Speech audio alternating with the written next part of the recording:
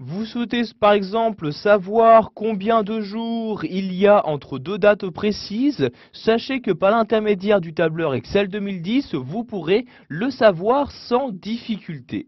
Donc en effet, ce tableur vous propose une formule qui vous permettra de calculer automatiquement donc la différence de jours entre deux dates. Je vais par exemple ici insérer cette formule dans cette cellule. Je clique donc sur celle-ci donc tout d'abord pour la sélectionner.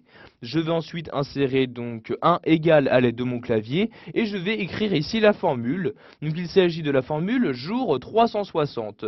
Donc je commence à écrire la formule et voyez donc celle-ci apparaître donc dans le menu. Je double-clique donc dessus pour l'insérer. Donc j'ai maintenant ma formule d'insérer. Je vais donc pour commencer choisir la date de début. Donc je clique ici sur la première date. Ensuite j'insère un point virgule et je vais ici donc préciser à Excel quelle est la date de fin. Donc je sélectionne ici cette date là. Ensuite, j'insère un troisième point virgule et dans ce dernier argument, je vais préciser la méthode.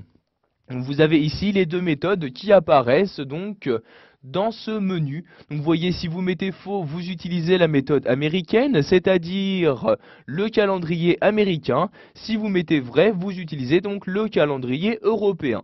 Donc ici, je vais mettre vrai donc pour utiliser le calendrier européen. Je peux donc maintenant fermer la parenthèse et appuyer sur la touche Entrée de mon clavier. Et voyez donc maintenant, je sais qu'entre le 14 avril 2010 et le 24 mai 2010, il y a donc 40 jours qui s'écoulent. Donc si je change maintenant la date, donc par exemple le 24 mai 2010, si je mets par exemple maintenant le 25 juin 2010, vous voyez j'écris 25 juin, pardon, j'écris comme ça ceci, juin 2010, j'appuie sur la touche Entrée, vous pouvez voir que le résultat de ma formule se met automatiquement à jour.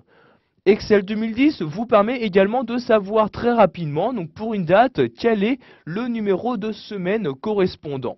Donc je vais ici insérer la formule dans cette cellule, j'insère mon égal, et il s'agit de la formule numéro semaine.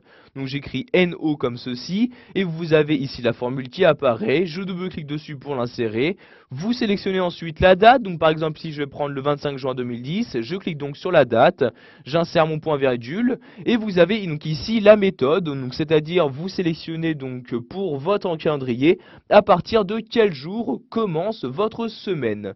Donc ici, il s'agit donc du lundi. Je clique donc ici sur le numéro 2 comme ceci. J'insère ensuite donc la fermeture de ma parenthèse. J'appuie sur la touche Entrée. Et voyez par exemple, je sais maintenant que le 25 juin 2010, il s'agit de la 26e semaine de l'année correspondante.